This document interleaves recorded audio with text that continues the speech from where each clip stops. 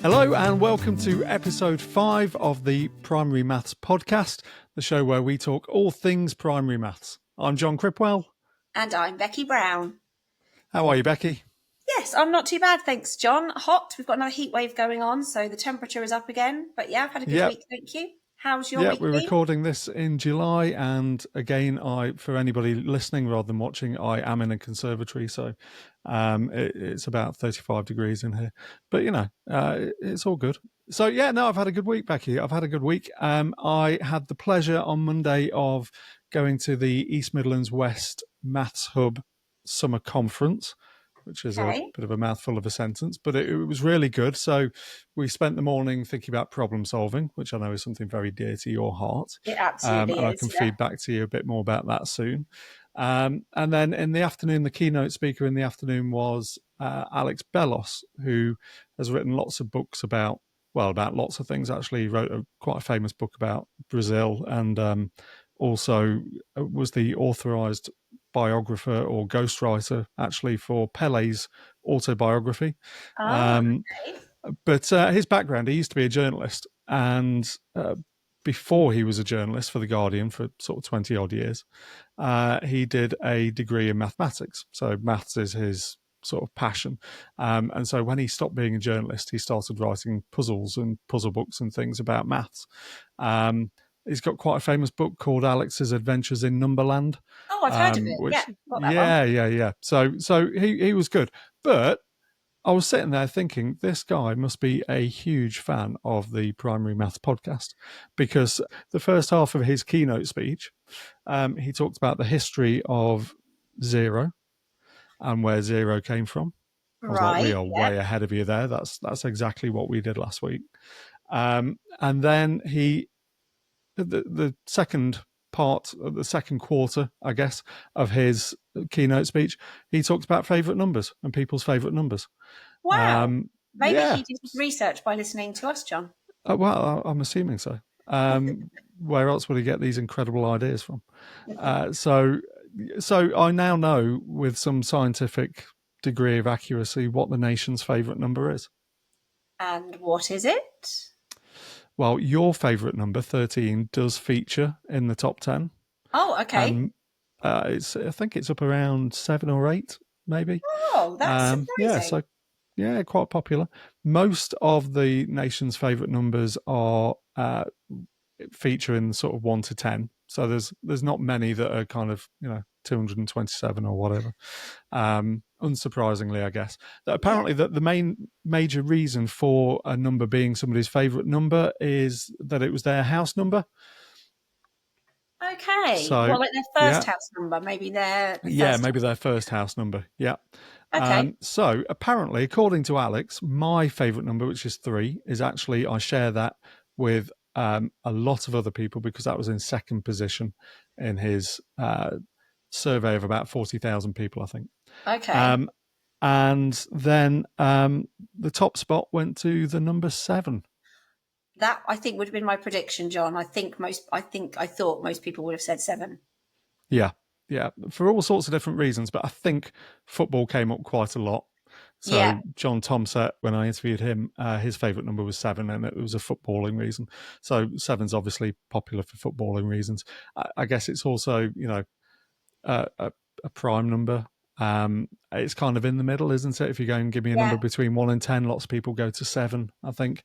I reckon Darren Brown has worked that one out. So I was very pleased to spend the afternoon with Alex and learn about people's favourite numbers and the history of zero, which obviously I already knew because we talked about it last week. You're an expert on that one. Yeah, I know. If you want to know something about the history of zero, ask me or Alex Bellos.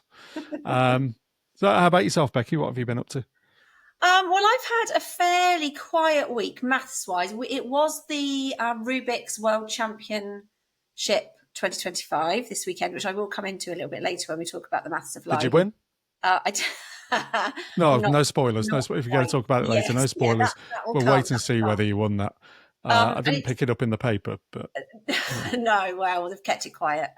yeah, So it's not quite at the point where it's televised nationally yet, but there is some good coverage on YouTube. So we did have a little bit of that on. And of course, the Tour de France started at the weekend. So two extremes, really, Rubik's Cubing and Tour de France. But there's a lot going on, isn't there, in the world to be trying to keep up with at the moment? yeah, absolutely. I was sport for choice at the weekend because I had cricket, tennis, Tour de France. There was, the women's Euros is on as well. It just seems like there's sport everywhere at the moment. I guess Yes, it it is isn't that it? time of year. So what have we got this episode, Becky? So, in this episode, we're talking about what happens when a head teacher carries on teaching. What does it look like when school leadership is deeply connected to classroom practice? Was joined by Kate Frood OBE, who is a nationally respected school leader, maths educator, now author as well. We talked about how her maths lessons that she taught all the way through her years as a head teacher in Camden were so important to her. We talked about why she kept on teaching all the way through her headships, why she's so passionate about problem solving, a little bit like yourself, Becky, and why she feels that we need to balance fluency, fun, and fundamentals to build lasting maths confidence. Yes, Kate is passionate, pragmatic, and full of the kind of hard won wisdom that only comes from 40 years at the chalk face. It was a pleasure to listen to all her stories in the interview, John. Make sure you stick around for the debrief too, because there's lots to unpack. Before we jump into the maths of life, just a reminder that if you missed last week's episode, I spoke to the brilliant Omar Jennings, who is the head teacher at Nightingale Primary in London. And we talked all about oracy and how they have worked number talks into all of their maths lessons, all the way from nursery through to year 6 at his school, and the impact that that has had on reasoning and vocabulary and problem solving.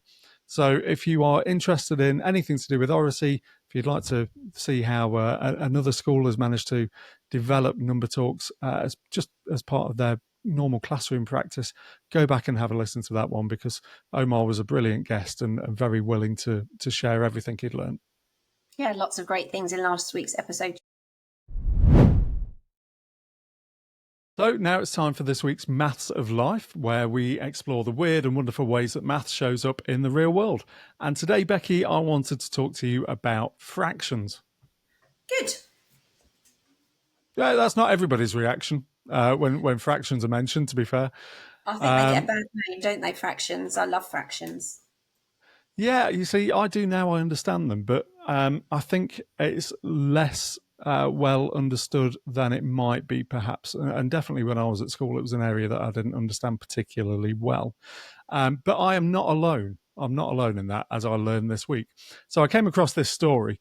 I'm going to take you back in time a little bit, not quite back to the Babylonians this week, Becky. We'll leave them alone this week. I'm sure they had a thing or two to say about fractions, but it doesn't feature this week. We're just going to go back to the 1980s, if that's okay. Just So, remember that, John, yeah. yeah, I'm a child of the 80s, I'm afraid. But so I saw this story this week and I thought, oh, that's quite interesting. You may have come across it before because it did go viral a couple of years ago. So it concerns a burger chain called A&W, which launched in the, I'm not sure when it launched, but in the 80s, they launched a new burger to rival McDonald's. So if you were going to try and rival McDonald's quarter pounder burger, Becky, what are your options? What do you think you might do? Half pounder. Half pounder. Yeah, Yeah, half pounder think. would make sense. They didn't go for a half pounder. I reckon the economics didn't work. But they did Okay. want to offer a bigger burger that they could sell for the same money as McDonald's. So they didn't go for the half pounder. They went for the third pounder. So they went for a third pounder. Yeah. Third pounder. This was their innovation. And they offered it for the same price as McDonald's were offering the quarter pounder. So more burger for your buck. Yeah, makes Um, uh, sense. yeah. They thought it would fly off the shelf. It didn't. Oh. Can you guess why?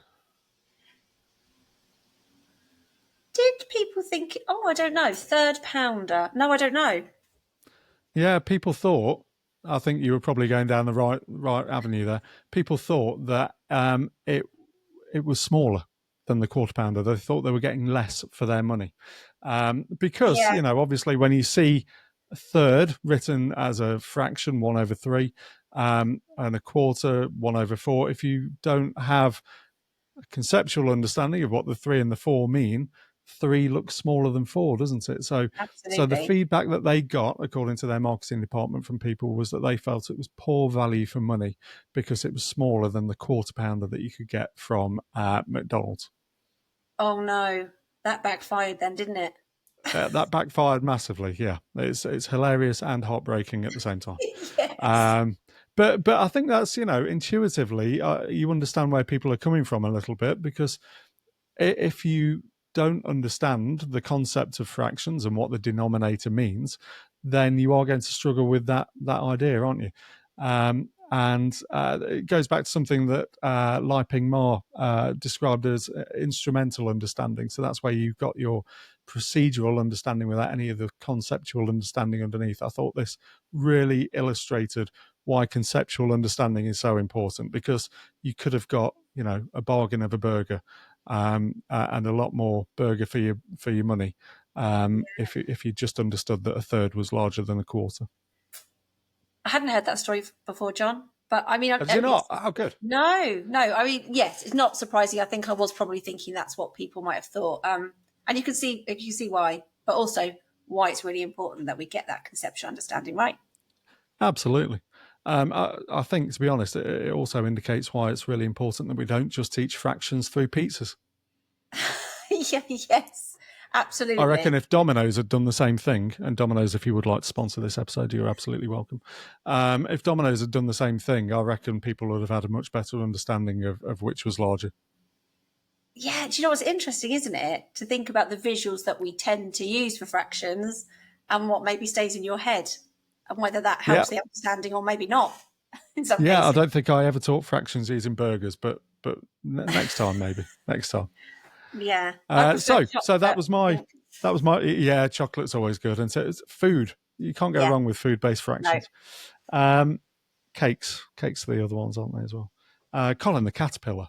Other caterpillar cakes are available. Oh yeah, Colin the lots. caterpillar is brilliant for. He's basically a bar model. If you He want a is. bar model in cake form, caterpillar cakes are the way forward. There you go. Another sponsor there, John. Yeah, I'm hoping this time next week, Becky, you'll just see me surrounded by discarded Domino's boxes and cake boxes, maybe the odd McDonald's. Don't know if we've got any A&Ws nearby, but So what's Brilliant. been on your mind this week, Becky, in terms of maths? So I already mentioned that it was the World Championships of the speedcubing this weekend in Not to Seattle. be missed. Yeah. It wasn't to be missed, not in this house. Unfortunately, we couldn't travel to Seattle, but we managed to watch the YouTube footage. And what I was thinking, I mean, there's lots of maths, as you can imagine, involved in speed cubing, but I was thinking about the scoring. So in the 3x3 competition, because there were lots, but that was the sort of the end of the competition, was the ultimate 3x3 contest. And how it works is you do 5 solves. So On a 3x3x3 cube. a 3x3x3, yeah. They are called three by Okay. three, but obviously they are, 3x3x3. Yeah. And you get 5 solves, and then it very cleverly uses 2 different ways of calculating the average to get a really good average time. So we taught before the 2014 curriculum. John, do you remember the days of teaching averages in year 6? I do. Yeah. I And remember them vividly, and with do you remember slight the 4 that we post-traumatic did? stress disorder. Yes. Do I Yeah, remember the what? Sorry. the 4 different ways of calculating the average that we Right. needed to teach. So mean. I used to teach mean was mean because you had to add them all together and then divide them. So Yeah, that was extra mean. math. Yeah. Median. So that's your middle value if you order them, isn't it? Yep. Mode, most popular. And what was the fourth one? Oh, right? No. Yeah. Range. Yeah, it Is was that very right? no, but obviously the new curriculum we kept the mean, didn't we, as a way of calculating average, but not the others. It certainly comes into the Key Stage 3 curriculum. But what they do in cubing is they start by taking the best bit of the median. So the median is obviously great because it gets rid of any outlying values, doesn't it? You're not counting really extreme values, either small or big, or in this case, fast or slow. So it just discounts your fastest solve and your slowest solve, leaving you with 3. And then it takes the best bit of the mean, which of course is that you are taking account of each of the pieces of data, and it gives you an arithmetic mean of those 3 left. So a little bit of mixed averages there to get you the best average. Fairly straightforward, I thought. That's okay. I can calculate that myself. Which then led me to remember when I was watching the diving in the Olympics last year and trying desperately. I could see the scores coming through from the different judges, and I could see the final result, and I couldn't for the life of me work out what the scoring was. So I've looked it up and I've written it down, John, because I would not remember this. Okay. But for the synchronized diving, there are 11 judges. So it's obviously a bit different from cubing, because cubing is done by time, diving is done by people. There's a bit of subjectivity. It's also there. Wetter diving usually. Yes. I mean, yeah, if we did what's the same, what's different between cubing and diving. Yeah. Like, not very much in the middle of that. I was going to say, I don't think the scoring is the biggest difference between the two things, but it's fine. Yeah. Yes. So, yeah, there is a bit of subjectivity. Obviously, the people judging, I assume, are experts on what they're looking at, but there is still a little bit of subjectiveness involved. So there is 11 judges in the synchronized diving. 3 of them are watching diver 1, 3 of them are watching diver 2, and 5 of them are watching the synchronicity between them. So what they do to calculate the score is the 3 judges from diver 1 work out a median. That seems fairly straightforward. So the median of their scores. Same for diver 2, obviously. So they do the median. And then they work out the median of the 5 in the middle. Okay. Separate. So they've got 3 separate numbers now. They take the 3 middle ones from the 5 judges in the middle. I'm so lost. Do you mean when you say that the scores for diver 1, do you mean judge 1? No. No. So 3 judges are looking just at diver 1. Right, yes. And they take the median of their scores. This is why I wrote it down. Then you've got 3 judges who are watching diver 2, and they each give a score, and they come up with the median of those 3 scores. Okay. And then you've got 5 judges who are watching how the whole thing fits together, and they take the middle 3 scores from those judges. So the highest and lowest are discounted, a bit like cubing. Well, that all seems very straightforward. Well, that's not it, John. What happens next is those 5 scores are then added together, multiplied by 0.6. Now, the reason I could find, that's a good question, and one which I couldn't find a mathematical answer for, but the answer was that that made the scores more closely align with the scores from the individual events in diving. Right, okay. Somebody somewhere has worked that out, haven't they, as being a good scaling device. And then it's multiplied by the dive's degree of difficulty to determine the total score. Wow. Clear as mud. Wow. Yeah. Oh, I thought cricket scoring and Duckworth-Lewis methods and things were complicated.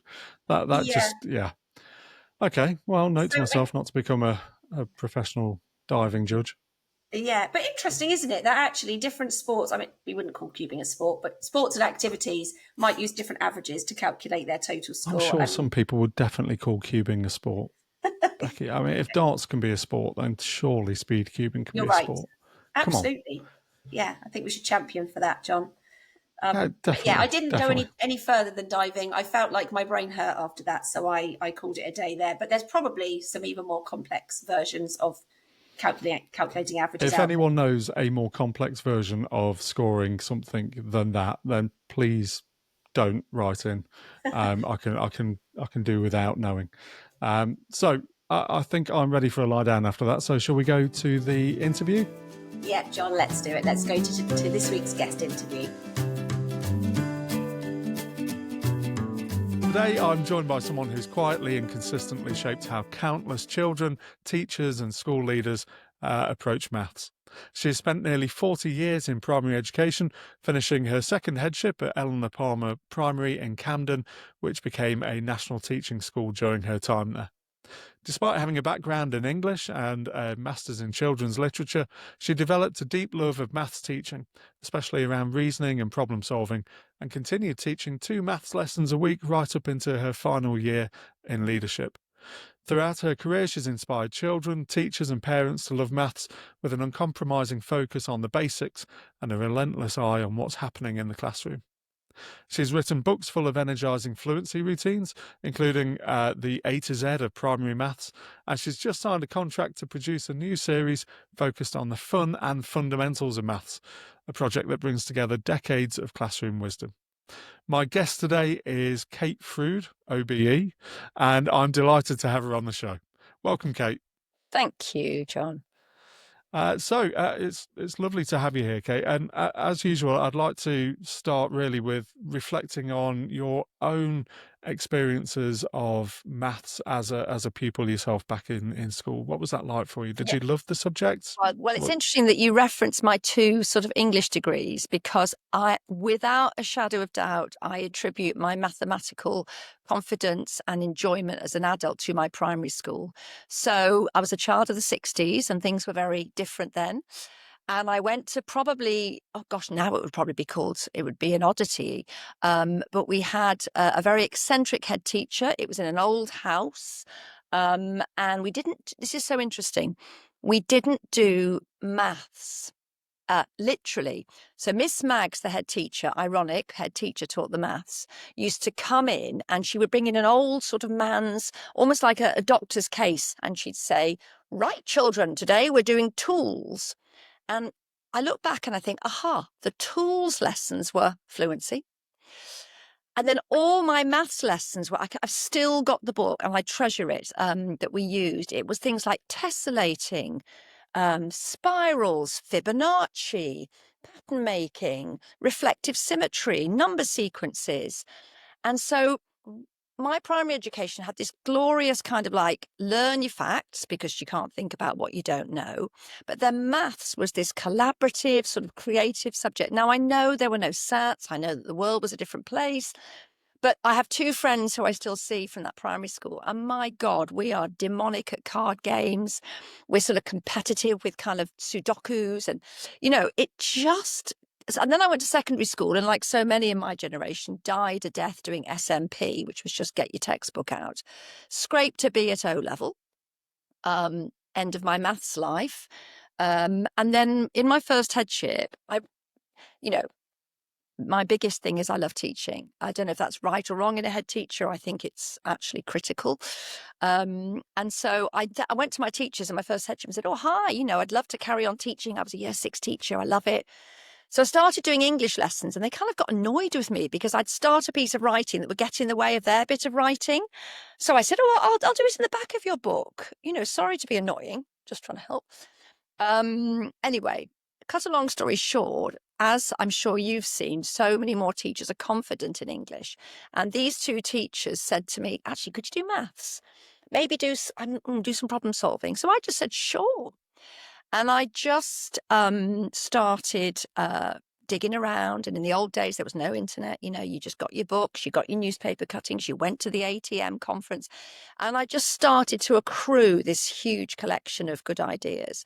And then the rest is history, really. And for over 22 years, all I taught was maths and particularly problem solving. So, anybody doing one subject for that long. And it just became, so when I got to my second headship, where whoopee, Ofsted happened the month before I got there, and the key action was maths, I was just like, died and gone to heaven. So I sort of became maths lead at the school and I still carried on with my teaching. And actually, critically, I don't know if it's possible in this day and age. The teacher didn't leave the room. It's never been cover. It was the most fantastic way of coaching and developing. And so many of the teachers I worked with are now, well, some are heads, but quite a lot of maths leads in other schools. And I think that having an expert or an experienced other work alongside you, I will always maintain is the best professional development. So that's kind of how it happened, really. So I always have to explain that, because sometimes people go, oh no, Kate's here, she knows how to do quadratic equations. And I'm like, no, I don't. My math, I'm not a mathematician, but I do know what matters at primary. So that's kind of what I've always tried to hang on to. And I think that's that. Thank you. That's brilliant. And I think that you touched on a great point there. I do think that people who are natural mathematicians can be fantastic maths teachers, but I do think there's also something that people who maybe didn't necessarily start off with a love of maths, who found that through teaching, I think they can bring something different to the table potentially as well, in terms of that passion and enthusiasm for the subject, and occasionally learning alongside the children. I'm really interested to hear you say that the teacher stayed in the room. So was this teaching because you, as you say, you wanted to teach? Did you see it as professional development? Also, was it the same class each week, or did you teach different classes? I mean, one of my, and again, I retired from headship 4 years ago now, and I know that it's an ever-changing landscape with new challenges. However, one of my principles of leadership for my deputy and myself was this, what I called connection to the classroom. I think you are so much more credible as a school leader if you endure an hour of child X, and if you have that feeling of, oh God, the whiteboard's broken, and it worked. I mean, I think anyone who worked with me would say Kate knows what she's talking about. She, doesn't just tell you to do things, she does it herself. But if I'm really honest, it was probably quite self-indulgent. I mean, I don't know if you've been a head teacher, but my God, teaching year 5 or 6 is way better than a governor's report or a tricky parent. So actually, it was my sanity, and so what it was always called Mrs Frood Maths, and it was once a week, and I taught year 5 and year 6 for the whole year. So I'd have them for 2 years, and their level of problem solving and reasoning was so strong by the end. But I also would, very happily go into, if new ECT, or a teacher just saying, oh, can you come in? So as much as possible, and as I say, I accept there are many pressures at the moment with inclusion and all that sort of stuff.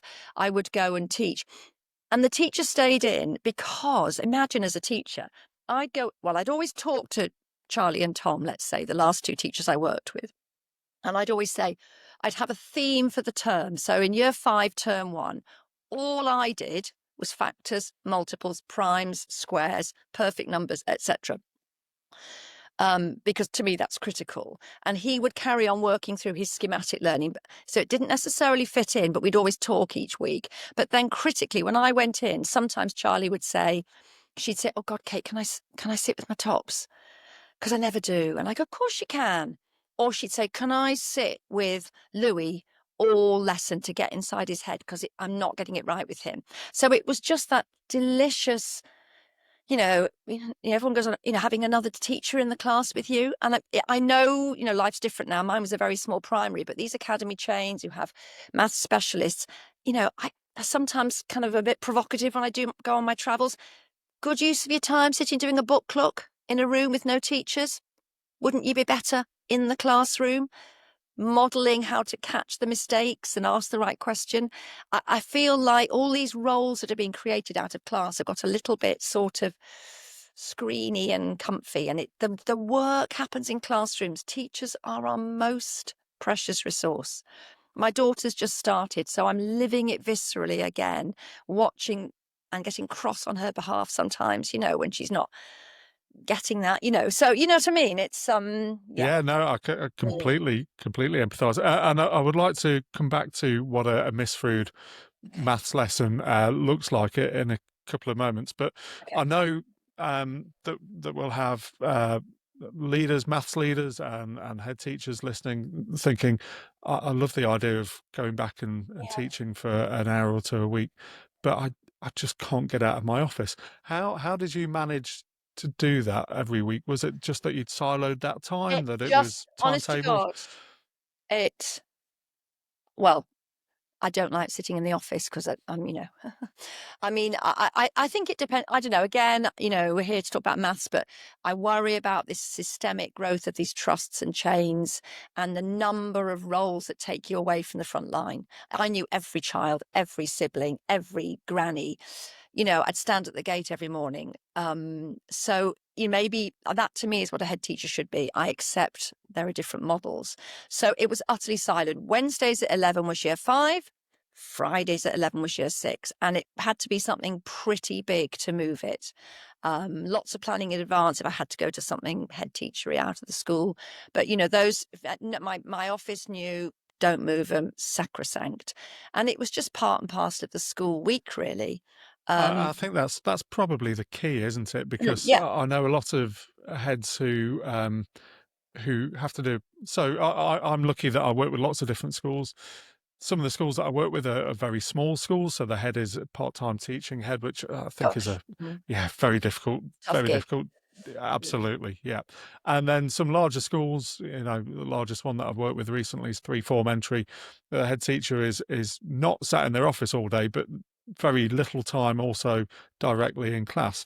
And I think headship is, I haven't been a assistant head teacher was as far as I went. But looking at it objectively, I think headship is one of those jobs that will grow to fit whatever time you could possibly give to it, and then lots of hours beyond that as well. So if you don't timetable in time to get into classrooms, you probably, the only time you'll probably get in there is when you are, as a last resort, as it were, you've run out of supply Those teachers or people. whatever, Yeah. and then you're firefighting.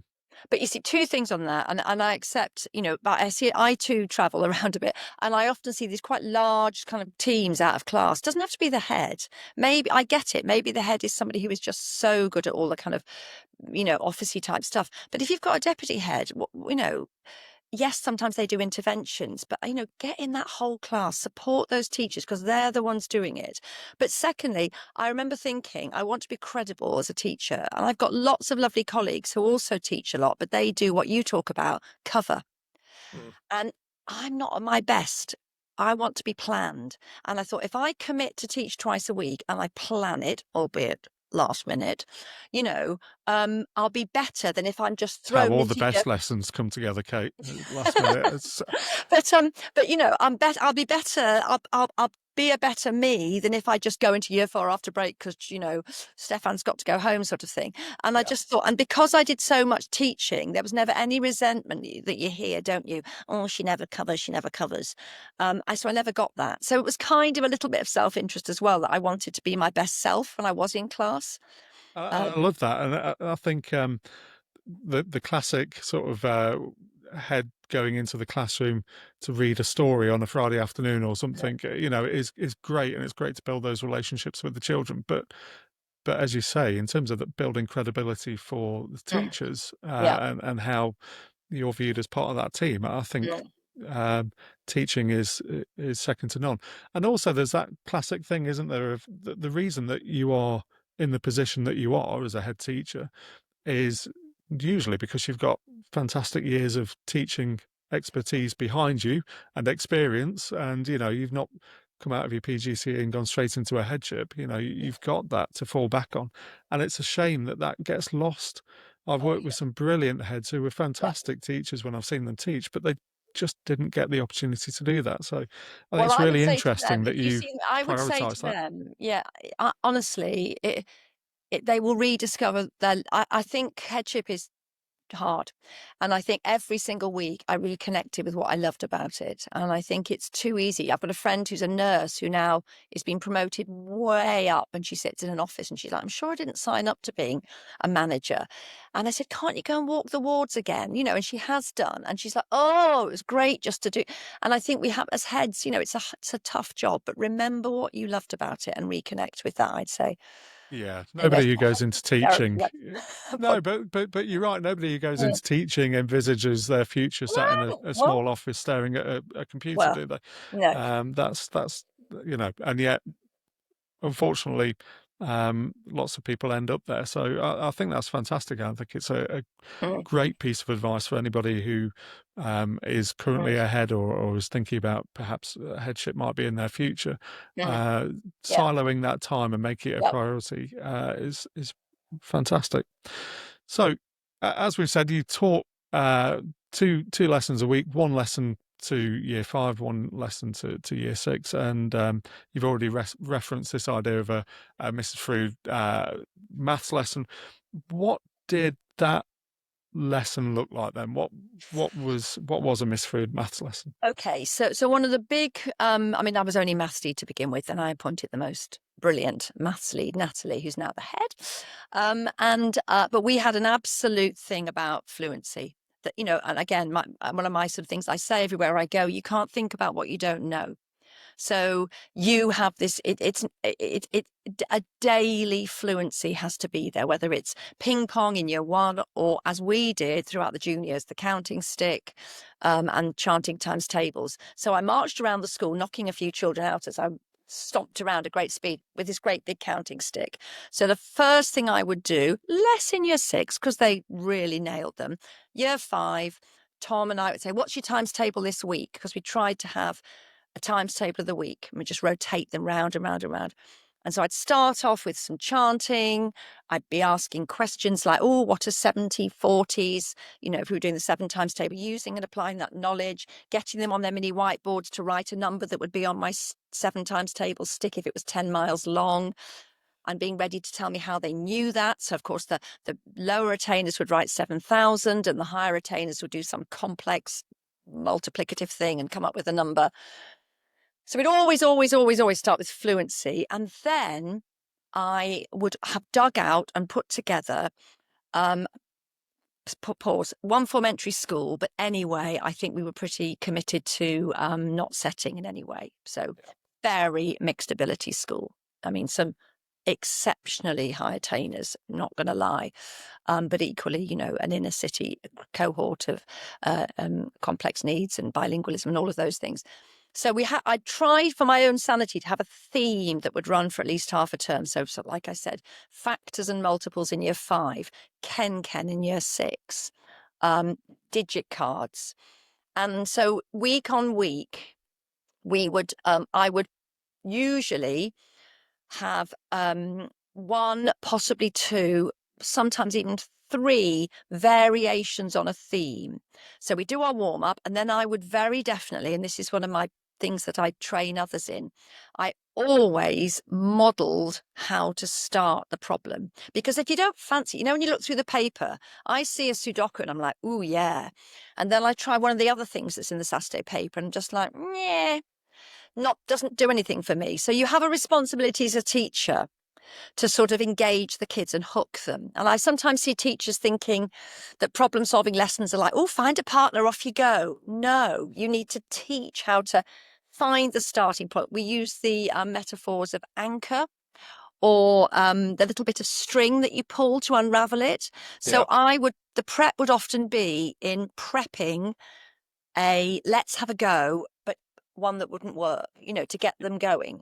I think that's a great point, because that can often be the problem with problem solving is I can either show you how to solve the problem, in which case I've solved the problem and you haven't solved the problem, or I can just let you have a go at solving the problem, in which case there's no teaching going on and you are potentially just stuck. So this was your sort of way round avoiding that pitfall. Yes. Yeah. So we do a little bit of that, and then I'd sort of leave them on a cliffhanger, and I'd say, oh, now, then I might say something like, now, if you're sitting here thinking, oh, that's a bit tricky, Miss Frood, why don't you have a think, you know, I never kind of went top, middle, bottom, but I'd sort of have up my sleeve a simplification. And I'd also have a kind of extension. But one of my commitments in my school, we used to call it stealth differentiation, so that we didn't publicly declare. But I might say, Arkady, Asim, Luz, come here a sec. You can only use prime numbers or something. And I know that comes with expertise and knowledge. And that's one of the things I want to capture in this series of books I'm going to try and do, is put together those kind of stretch and challenge within a single activity. But Yeah. And then they'd all go off and work.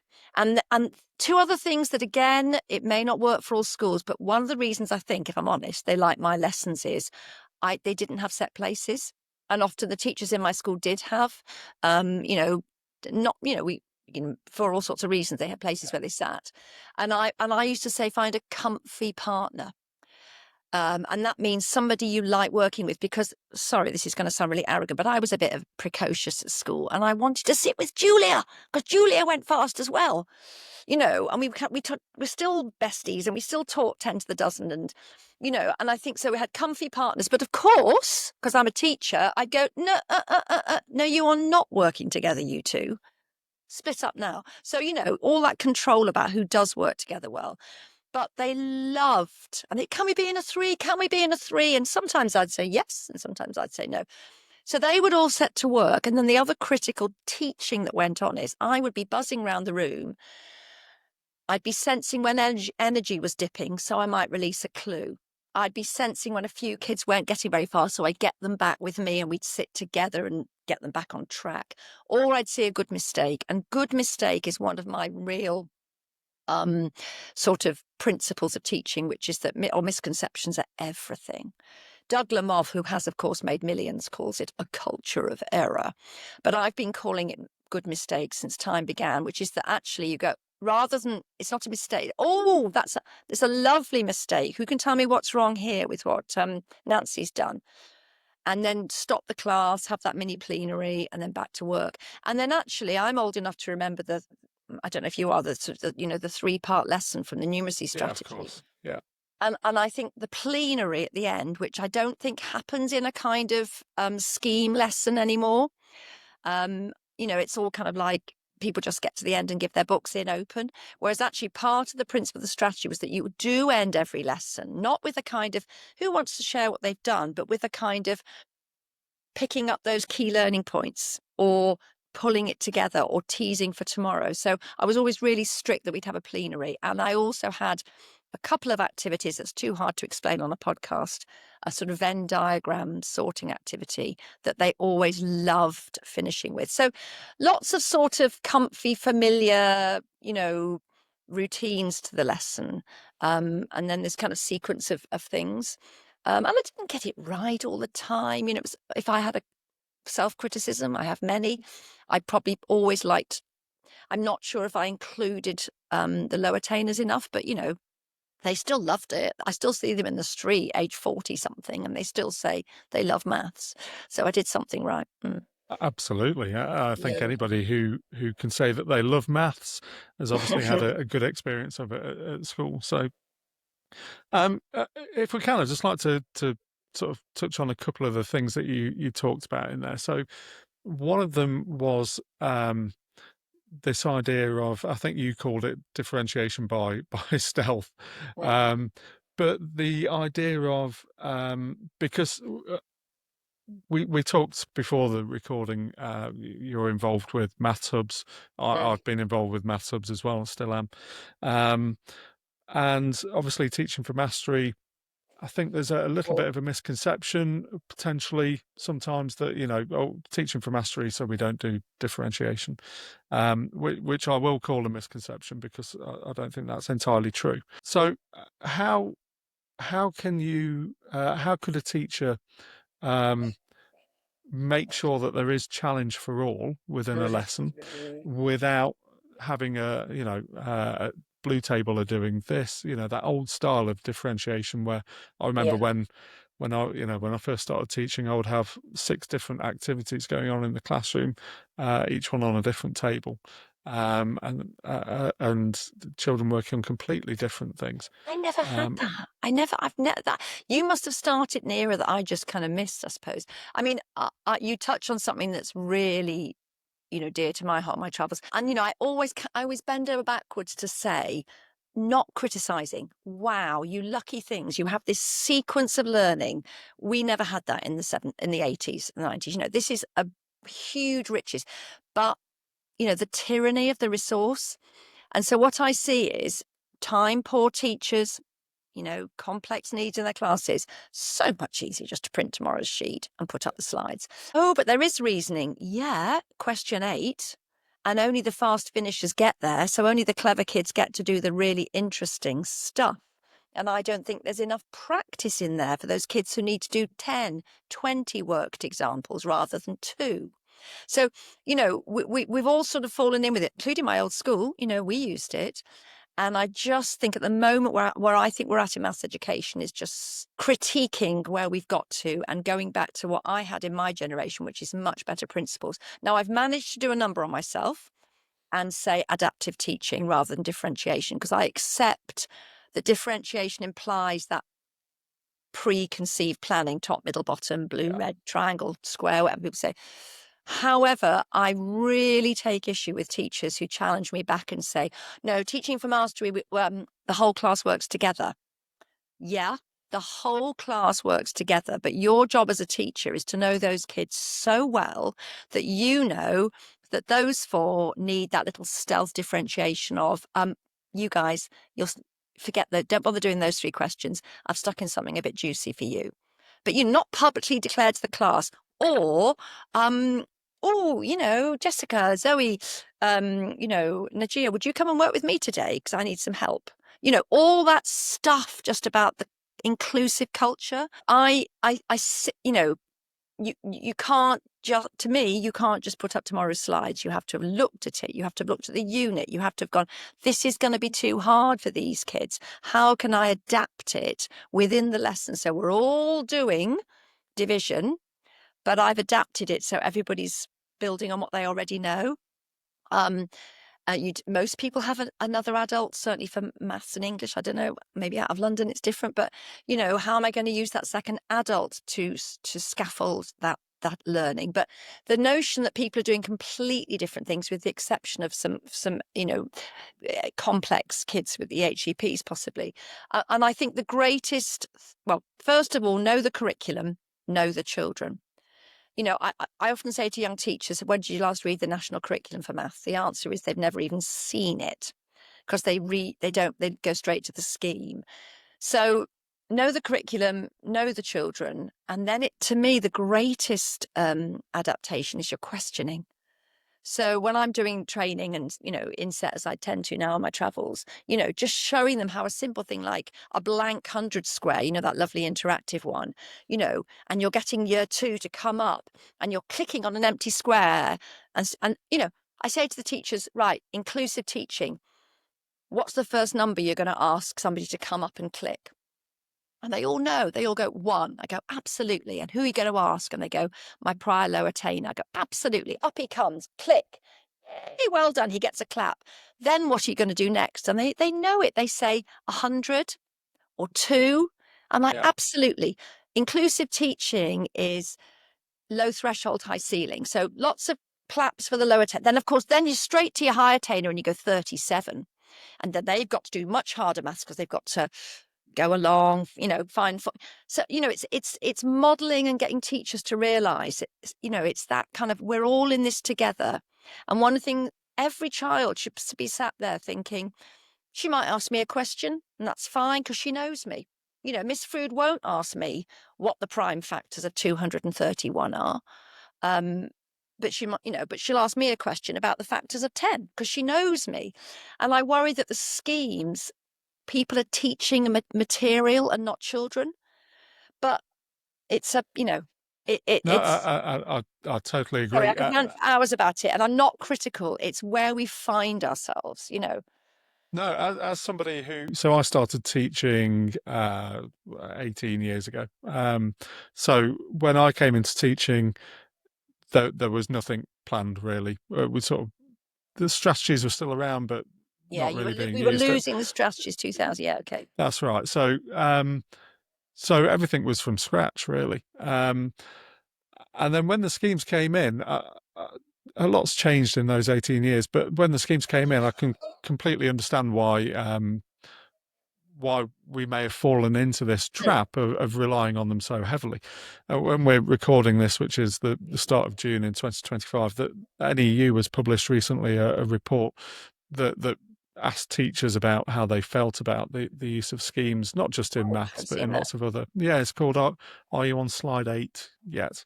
And it's quite critical of them. And I'm not sure I entirely agree with all of their conclusions, but there's definitely a feeling from some teachers that they're losing some autonomy of what happens in their classroom.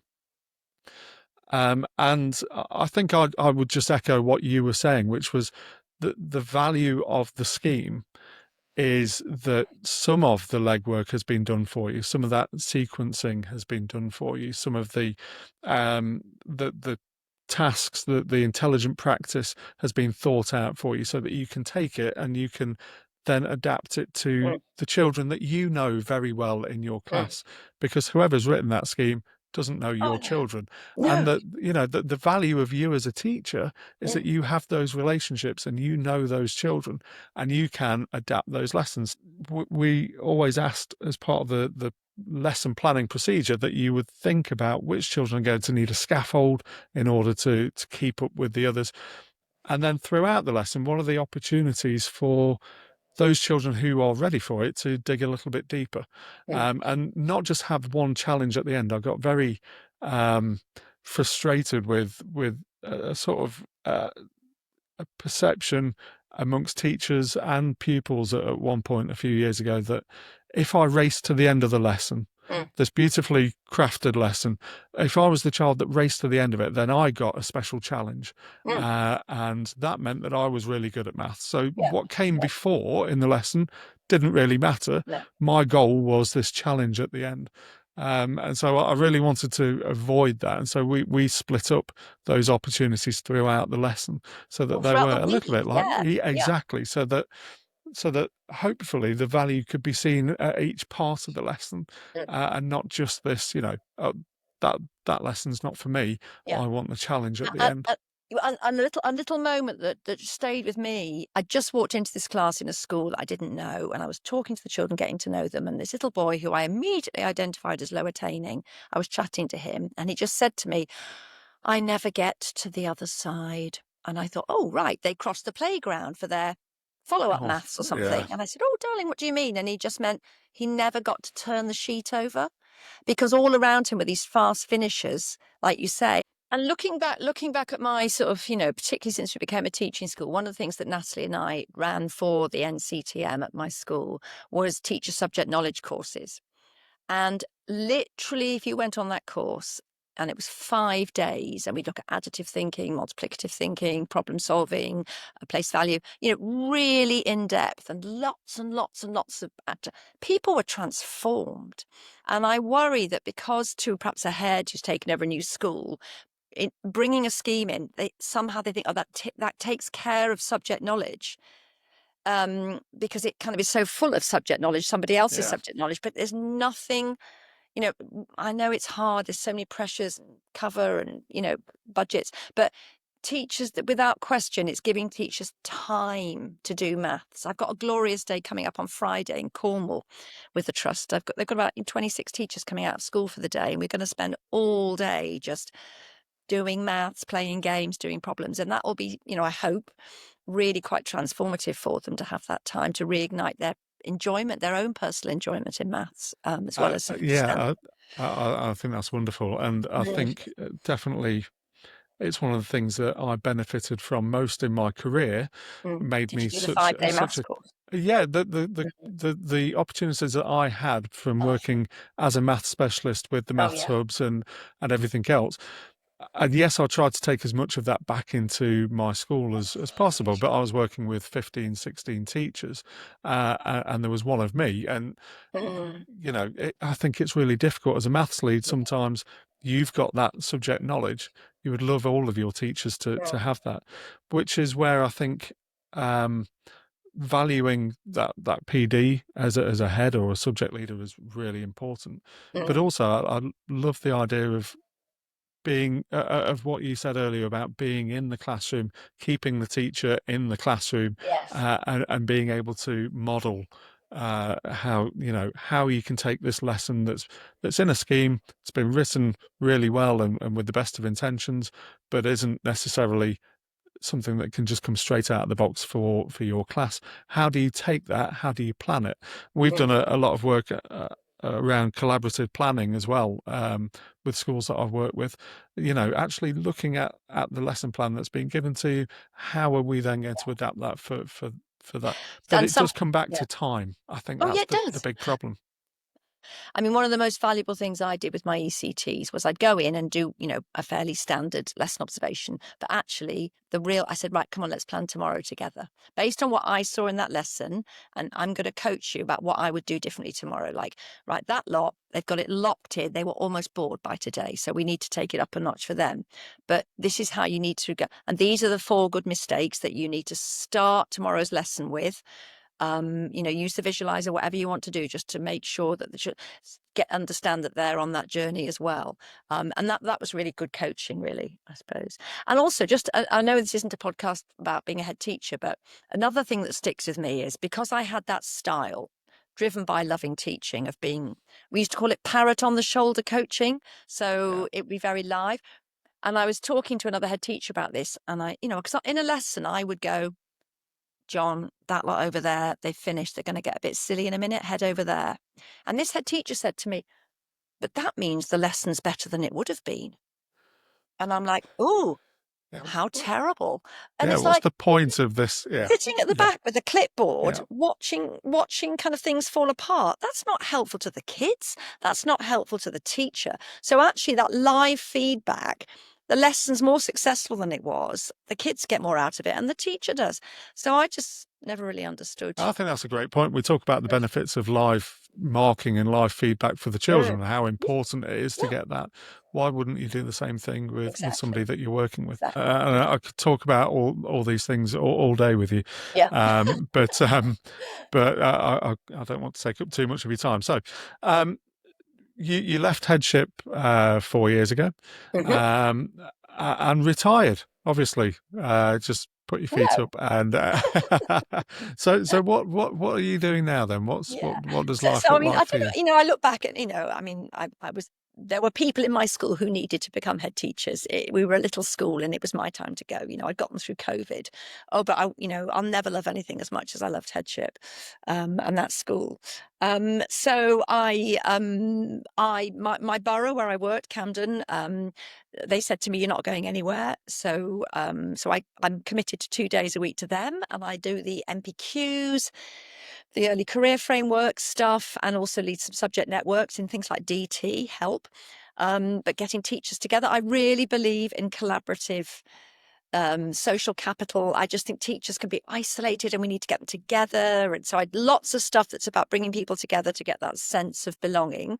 And then, as if by magic, Roy Blatchford asked me to do the A to Z of primary maths just as I retired. And I loved doing that. It literally didn't take me long at all. I just did this kind of 40 years of teaching brain dump. And then on the back of that, possibly, but I'll do anything anyone asks me to do. I'll come and do inset days or, go into schools and do that. I had an amazing time last October. Through the book, I went to Pakistan for 2 weeks, which was just quite incredible. Very, very different, and sort of groups of 50 teachers who travelled for 3 hours into one very unair conditioned space, and I would have 4 hours, and then they'd all leave, and another 50 teachers would arrive, and so it was really hard, but it was amazing. Made me grateful for our state education system. 28 million kids not in school there, so you're not. A lot of the kind of different adaptive teaching is not applicable because they don't even get a school place. So that was amazing. So I'm sort of really enjoying. I don't want to make anybody jealous, and I feel like I earn my stripes. I've done over 40 years in school, but I'm in charge of my diary a little bit now. It's lovely. It's lovely. I do what I want. And you received an OBE. I know you don't like talking about it, but you received an OBE in 2017. Sorry, I don't. I don't toot about it. I got it in 2017. I suspect the reason I got it then is that we had done some quite pioneering work with a school in Africa, as well as all the teaching schoolwork, I think. But particularly, we had a partnership that was very successful with a school in Sierra Leone. I think maybe that got our attention a little bit. But I remember at the time I got it from the now King, and I sort of said to him, I'm accepting this on behalf of all the thousands of brilliant teachers out there, really. Yeah, no, lovely. And my mum was still alive, and that was lovely. And so she came to the palace, and that was great. Oh, that's fantastic. Just before we wrap up, just tell me a little bit more about the book then, the A to Z of primary maths.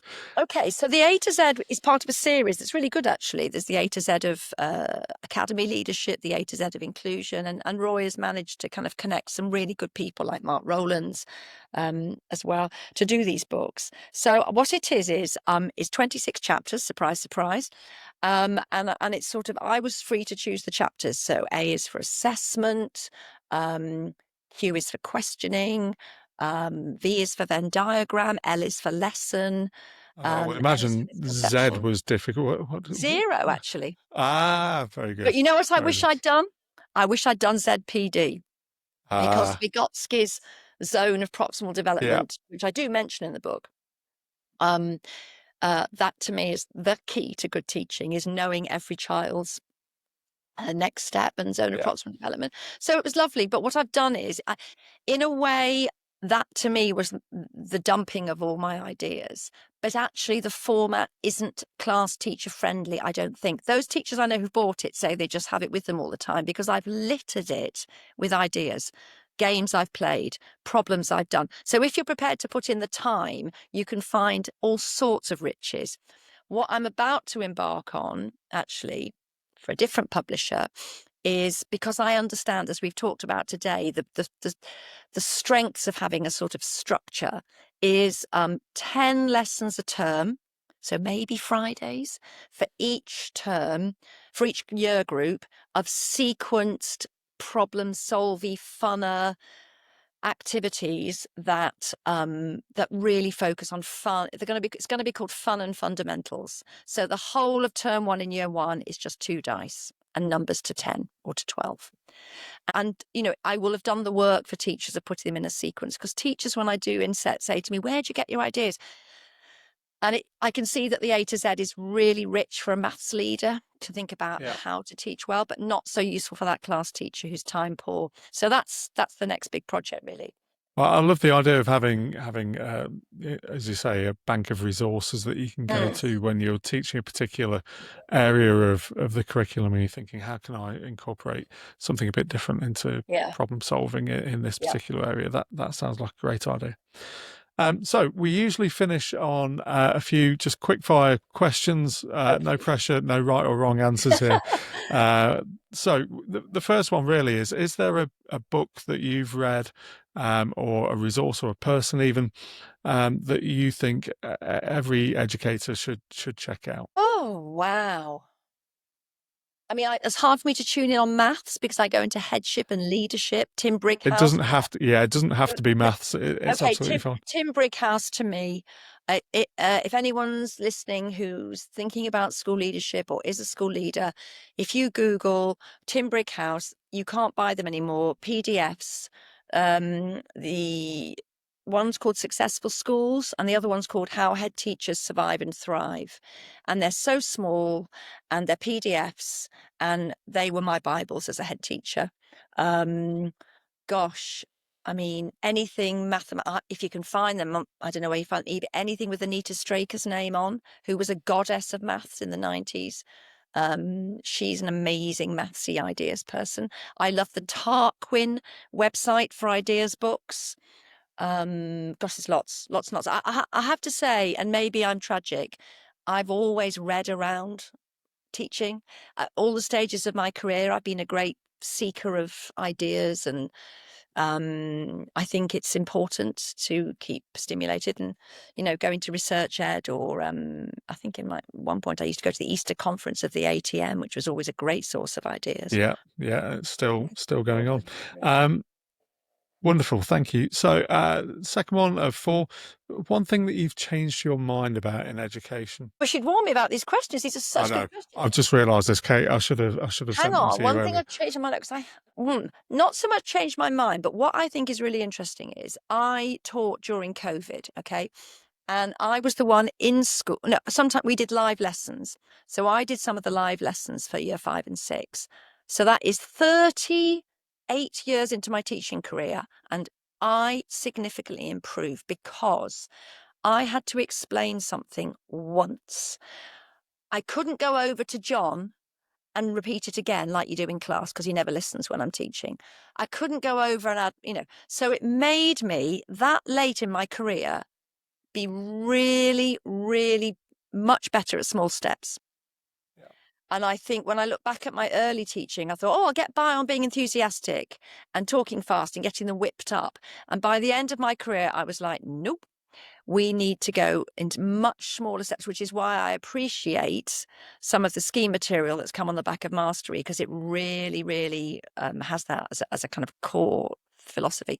So I'm much better now at seeing an idea in a book, enrich wherever I get my ideas, and going, right, how do I undo that?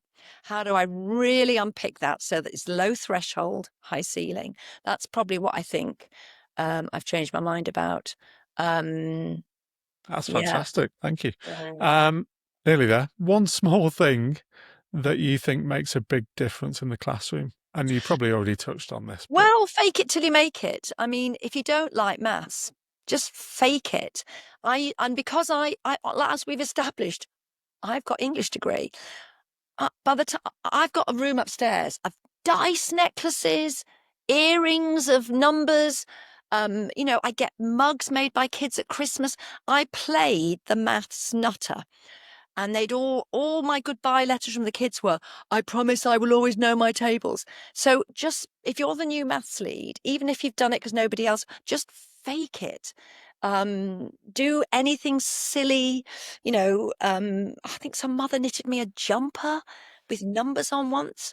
I was speaking to somebody recently, and they were saying sort of their number one tip for great teaching generally starts with enthusiasm. Oh my God, and I think I think you're sort of touching on that again there, and I completely agree. I mean, I could sit there with a kind of hopefully all my lessons were quite interesting, but I'd be like, and I'd say things like, I spent 2 hours on this last night and I couldn't solve it. Of course I could. Yeah. Or I looked at the answer and I go, oh my God, come on, guys, you've got to help me.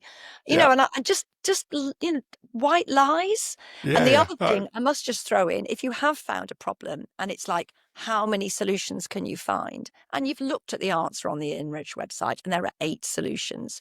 Tell the kids that you found 6. Can you find the 6 solutions that I found? Because somebody in your classroom will find that 7th one and go, Miss Frood, I think I've got 7. And I would go, no, you haven't. No, you haven't. Look again. And that's lovely. So they've beaten you. Yeah. So little tips, all that stuff that, you don't learn from your teacher training, why we need our experienced teachers to stay in the fallible teacher. That's really important. Yeah. And then finally, just to finish up on, is there a number that is significant to you? It could be a favourite number, could just be a number that you mean something to you. I quite like 4 because it's my birthday. And I always like sharing with children. It's the only number that can be made by adding to that. If you add 2 numbers and also multiply 2 numbers, you get the same answer. 2 2's 4. 2 plus 2 is 4. I don't think there's another number where that's true. Very nice. And I like throwing in kind of like interesting maths facts. You can buy books with facts about every number. And I used to just drop those in as if I was like interested, but really I just looked one up that morning, so that they thought I was this mad woman who only read books about numbers, building on my previous point. Yes, so I think I like 4 actually. Nice and symmetrical. We'll go with that. I like that. Yeah. So I know before we started recording, you described yourself as a little bit of a Luddite when it comes to social media. But if the listeners would like to know more about your work or about your books or about what you're up to, is there a best place to go to either contact you or to find out more? I mean, honestly, I'm happy to have emails. I don't have a presence on social media. I do Instagram, but it tends to be in my holidays. I think I did find you on LinkedIn. I think you might. I think I'm on LinkedIn, which is great. Thank you for finding me. That's all right. I might add your.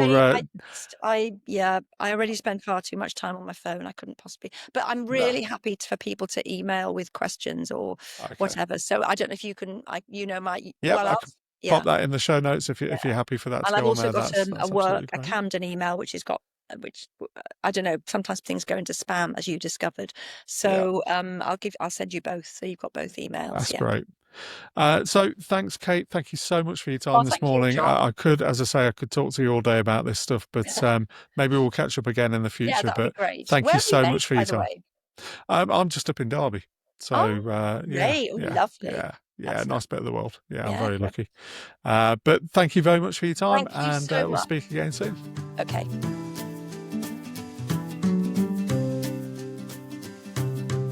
Huge thanks once again to Kate for joining us on the podcast. It was fantastic to hear her talk with such passion about her years of headship and how maths teaching particularly has carried on throughout that time. Absolutely, Jon. Another great interview. And this is the part of the show where we discuss the key takeaways from your interview today and what you might want to use in your own school or your own practice. Absolutely. So what did you glean from that conversation, Becky? Well, I do feel every week, Jon, that I'm really struggling to come up with 3 takeaways. I get to 3 and then I want to keep going. But I've managed to narrow it down this week. But there were lots of phrases. That's how a top 3 works, Becky. You have to have 3. I know, too indecisive, Jon. Yeah, I know. Yeah. Yeah, too much to take away, really, which is great, isn't it? That's great that we can find lots of things to take away from it. Absolutely, yeah. I loved the phrases that Kate used. And one of the big things that she was saying was she described some critical teaching as buzzing around the room, which I loved. And I think in typical teaching fashion, education fashion, we do have different words for different things. You know, you might say, oh, you were helicoptering around the classroom, I think is my favourite one, which of course is just describing you being aware of what's going on. And I think it was Jon Cripwell a few weeks ago who was talking about the importance of doing that. And I think Kate described it as sort of teaching between the desks, didn't he? Which I quite liked. Yeah. And I think this idea of buzzing around the room, and Kate said, it's really critical. And I think that is where the critical teaching happens, isn't it? I think when you go into teaching and you maybe envisage what teaching looks like, you think that critical teaching is happening at the board. You think it's happening with you, with a class full of completely engaged children looking up at you. And that's where the critical teaching happened. But actually, it's really, as Kate was saying, it is so important to be on the ground and seeing what's happening and buzzing around the room, if you like, to pick up on any misconceptions and join in with maths conversations. Yeah, that's the skill in teaching, isn't it? Otherwise, you could put a video on at the front, couldn't you? And just, have everybody learn everything that way. But I think the skill, as you say, in teaching is getting amongst the children, getting amongst the desks and seeing where the misconceptions lie. So, yeah, I totally agree with that.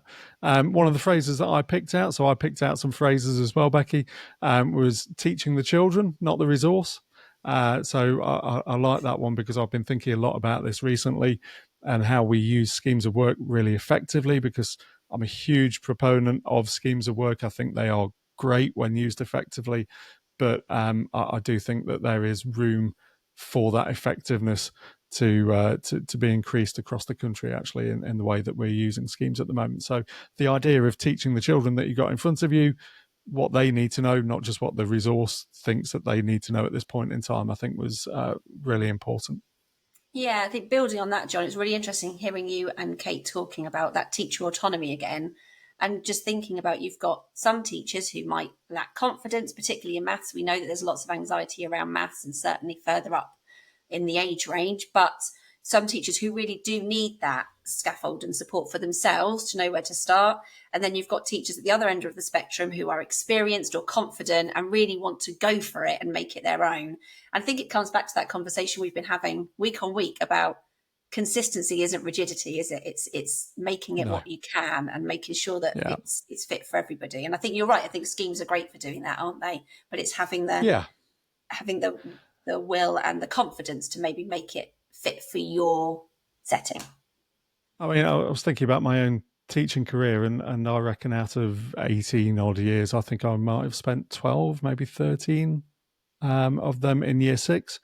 But I don't think I ever taught the same maths lesson twice in that time. You know, even though I used the same resource for quite a few of those years, the lesson needed to change and adapt because the children were different each time. So, teach the children, not the resource, I think was really good.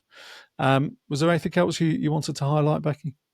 I loved the talk about stealth differentiation. Again, another little key phrase that I picked up. And I think the conversation that you both were having around that misconception around mastery, it's such an important thing, isn't it? But it is a huge misconception that sort of differentiation is thrown out the window with mastery. But it's just different, isn't it? It's adapting. It may be harder, and it's definitely harder to plan for sometimes. Yeah. But that stealth differentiation where you're just reacting and adapting is so important. Yeah, it just comes down to what do I need to provide to make sure that all children can access this lesson, and all children have got an appropriate level of challenge. And I know that's really easy to sum up in a sentence. And as you say, when you've got 30 individuals in front of you, actually planning that in might take a lot more work than just saying it. But that, again, that's the skill of the teacher, I think, is knowing those children and then making those adaptations for them. Absolutely. The other thing I wanted to pull out was just, and we saw this heard about this with Omar last week as well, when he was talking about the fact that as a head teacher, he still loves to teach. And still gets in to teach maths lessons, particularly in his school. And Kate was the same all the way through. And it's interesting that head teachers, choose maths as their thing that they want to teach. I'm not sure what I take away from that quite yet, other than maybe it's just who we've chosen to speak to. Maybe if I was running an English podcast, they'd all be teaching English. But I do think that there is something powerful about being a head teacher who is still engaged with teaching on a regular basis and is seen in school as teaching on a regular basis. And I understand how incredibly difficult that job is, being a head teacher, and how you get pulled in a million different directions. But to be able to sort of safeguard that time each week just to go back into class, see what's happening, I think is really powerful. And it's important for staff to see that as well, I think, if you're able to do that. I think it was lovely. Kate is obviously so passionate about teaching those maths classes, and it was lovely to hear how she was really making sure that time was ring-fenced as much as possible so that the children were familiar with it. And having the teacher in the room was another thing she mentioned. And I think it's really powerful. I think, oh, goodness me, a head teacher role is something that I couldn't even imagine. But being able to be there at the chalk face, so to speak, is really powerful for the children in the school to see, as well as the teachers too. No, I totally agree. So thank you once again, Kate. I hope everybody enjoyed listening to that interview. If you'd like to find out more about Kate's work, you can grab a copy of the A to Z of Primary Maths from Jon Cat Education, and keep an eye out as well for her new Fun and Fundamentals project coming up soon. And remember, if you'd like the slide-ready summaries and CPD videos from today's episode, just search for Primary Maths Podcast on Twinkl and download the free companion guide. So finally, Becky, what fantastic Twinkl resource do you have to share with us this week? Well, this week, Jon, we talked a little bit about all the lovely sport that's going on at the moment, but I thought I would share one of our tennis-themed maths mysteries today, as we are coming to the end of Wimbledon. There's lots of tennis talk going around. If you're not familiar with maths mysteries, we have a huge selection of them on site, and this particular one is tennis-themed. particularly planned for this time of year. So it's covering objectives that children will have just been taught. And the one I've chosen is the Year 3 Mystery of the Robot Tennis Player. So children are given a list of tennis players and they have to work out which one is the robot. And they do so by working through a set of maths related clues, and they're all shape related because something that will be fairly fresh in their minds, hopefully. And then they gradually eliminate people from the list until they work out the solution. So yes, we have a huge range of maths mysteries to do all kinds of events through the year, but that was my favourite of our tennis ones to share today. I assume it's not just the sort of silver-coloured one with the wires sticking out of him and the... No? In this world of AI, John, would you be able to tell? That's true. This is true. This is true. Well, that's my afternoon planned out now. I know exactly what I'm going to be doing. I will discover who the robot tennis player is, and I'll let you know next week. So that's just about it for this episode. Thank you so much for listening. If you've enjoyed the show, please do share it with a colleague. You can also leave us a rating or review. It really helps new listeners to find the podcast. Yeah, please do. We'll be back next Tuesday on the Primary Maths podcast. Until then, thank you for listening and have a great week in school. See you next time.